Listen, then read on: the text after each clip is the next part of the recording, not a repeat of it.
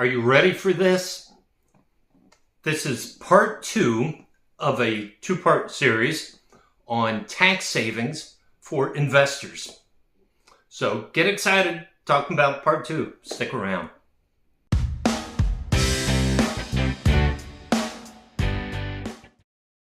Hi, welcome back. My name's Joe Brown. I'm a real estate agent with Century 21 List with Beggins located in South Tampa. Thank you so much for being here with me today. I am a commercial specialist with Century 21, but I'm also a candidate for the CCIM designation and working towards that. So I thank everybody who's helped me with that so far. So part 1, my video last week, I talked about some tax saving strategies, such as depreciation and cost desegregation. Well, today I'm going to continue to talk about tax savings. And this is really, in one sense, it's a very simple concept, but there's a lot of intricate rules I'll touch on. I'm not an expert. With that, I can absolutely refer you to the people who are experts. And let me just say also, I am not a CPA. I am not a tax consultant. I am a real estate agent. So what I'm going to share with you is what other people are doing. And but then as far as CPA tax strategies, if you need somebody, I can refer you. Okay? So let's just talk about the process. So you call me up and say, hey, Joe, I own this property. I want to sell it. So I list it. We go under contract. We're going to sell it. And hopefully you bought it at the right price. There's going to be an appreciated value. You're going to get more than you paid for it. Well, you have a rich uncle that wants a bit of that money. Uncle Sam wants some of that capital gains, and they're going to tax you on the capital gains. But the government also appreciates investment, right? They appreciate investments.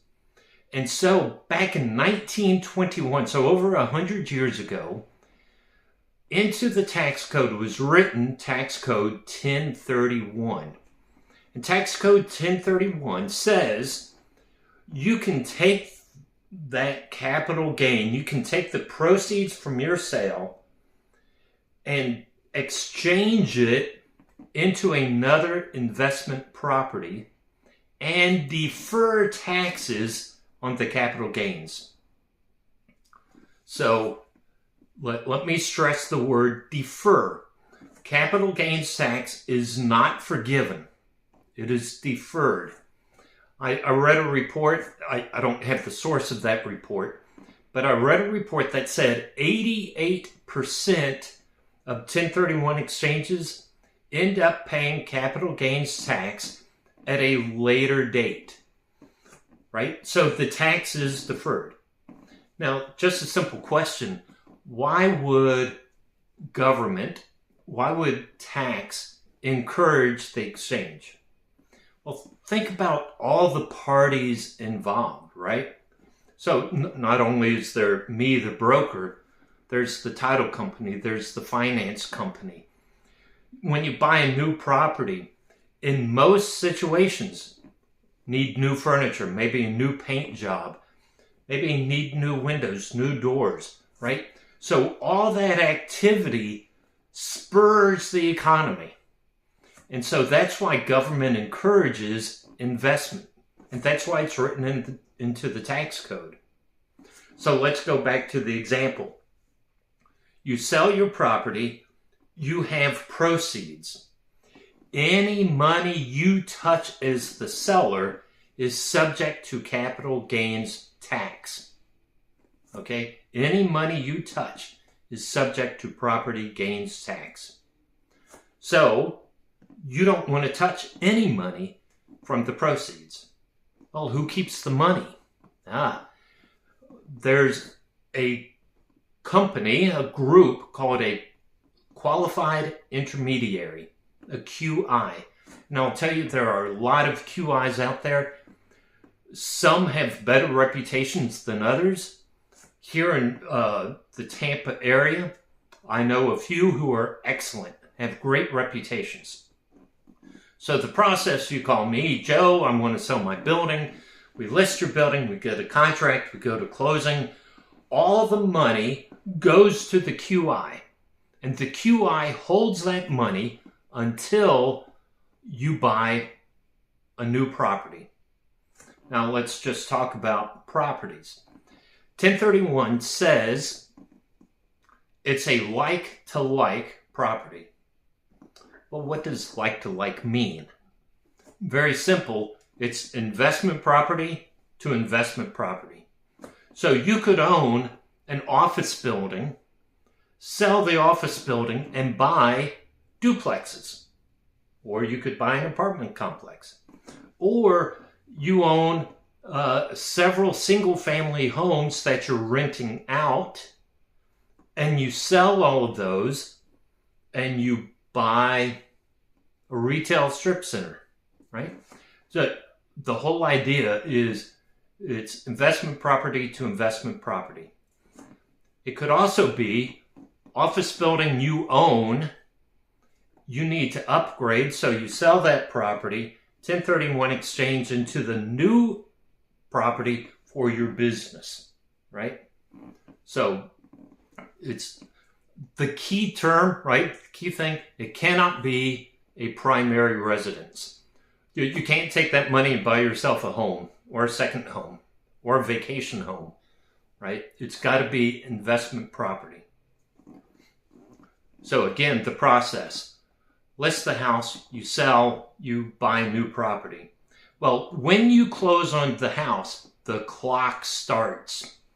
And the clock being, you have 45 days in which to identify at least 3 properties. And you have to close on one of those 3 properties.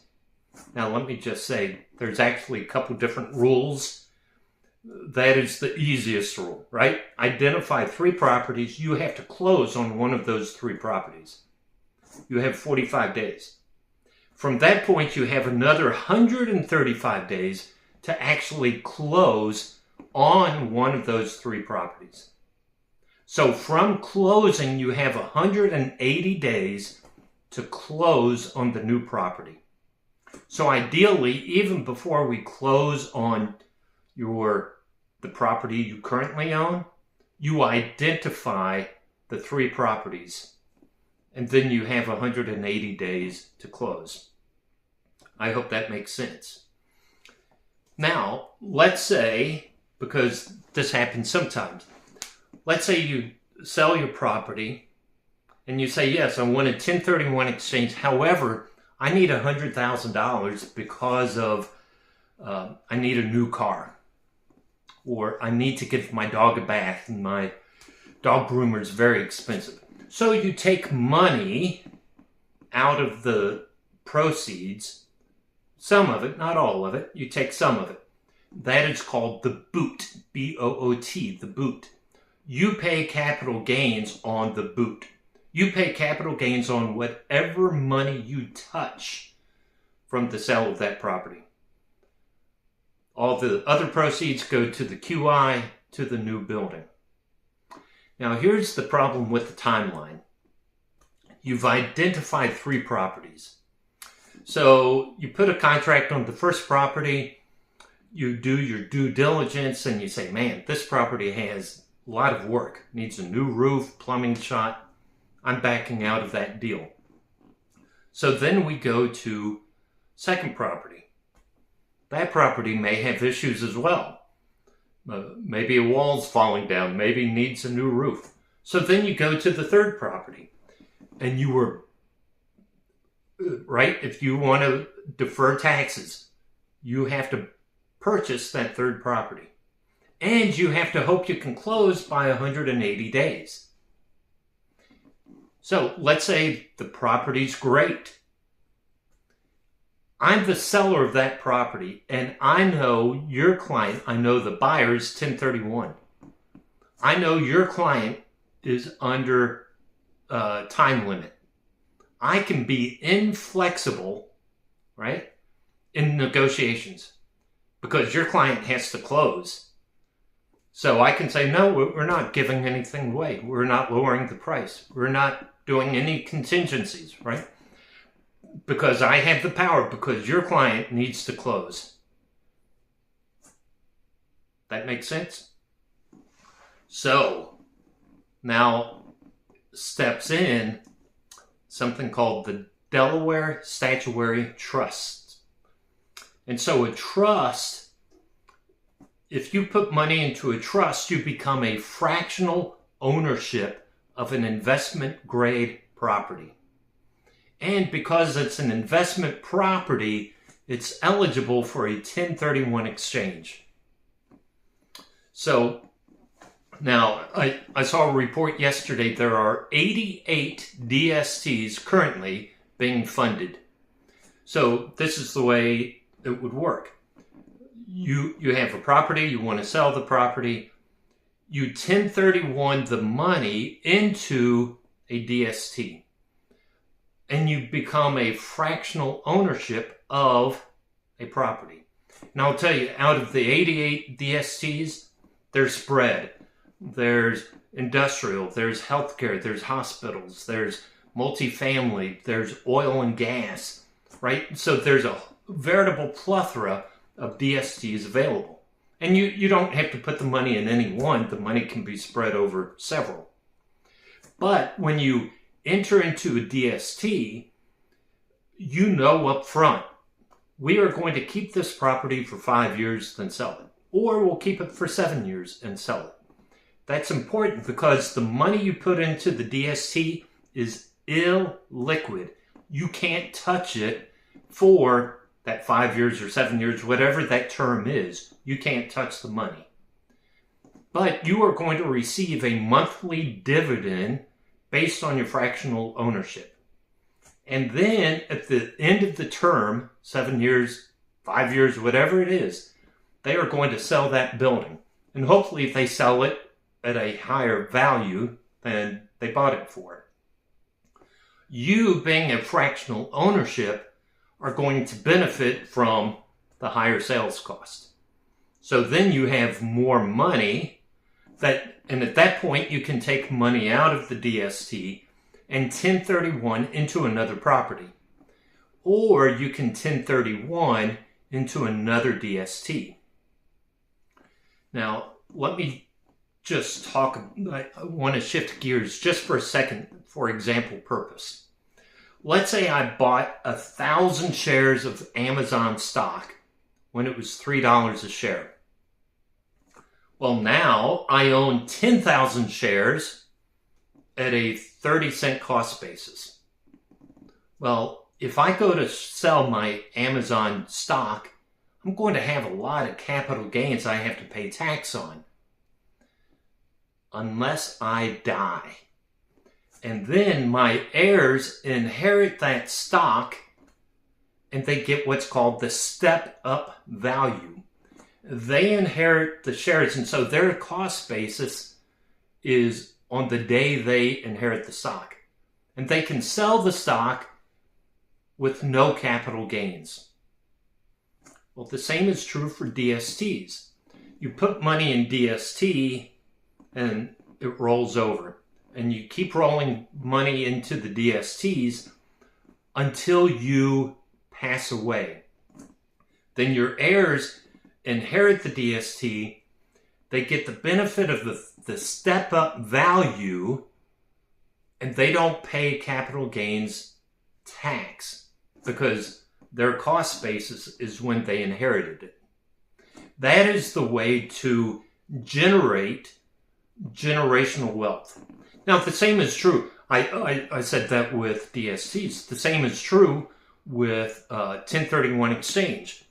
You can go from a duplex to two duplexes to a hotel to an apartment complex, right? And when you pass away, your heirs get the value of that apartment complex at the time of your passing, right? So they're cost basis. So that generating generational wealth is not just through DSTs, but through the 1031 exchange. I hope that makes sense. So I've become friends with a gentleman. He's older, but owns several properties. And he said to me, Joe, listen, I'm tired of owning property, but I don't want to sell them because of the tax implications of, the capital gains. Well, this DST is a perfect program for him. He can sell the properties, 1031 exchange into DST, so it's still an investment. He's still getting some income from the investment, but he gets out of the property management and property owning responsibility. See, the DSTs are owned by professional companies. They're managed by professional companies. They are sold by professional companies. These are investment grade properties. For example, there's a new Ford Motor Car Assembly Plant is one of the DSTs. There's a hotel over in the Orlando area is one of the DSTs. There's Amazon Warehouse is one of the DSTs. So there are different programs. These are investment grade programs through the DST. So listen, I threw a lot of information out there. Hopefully I remember to put a graphic up which just kind of shows the flow of money, right? But you have 1031 exchange. You can defer capital gains tax to another investment property, or if it doesn't go into a property that you actually own, it can go into a DST, and you can become a fractional owner of an investment grade property, and just keep rolling that over if you want, or you can pull it out and 1031 at the appropriate time into another building. So listen, please share this video with people you think it may apply to. If you have questions about 1031 or DSTs, please reach out to me. Go to my website, joebrown-commercial.c21.com, and ask me. And if I can't answer it, I will absolutely send you contacts information who are experts at 1031s and expert at DSTs. So thank you for being here with me today. If you have ideas for different videos related to commercial real estate, please let me know, and I'll see how I can help you, okay? Until next week, take care.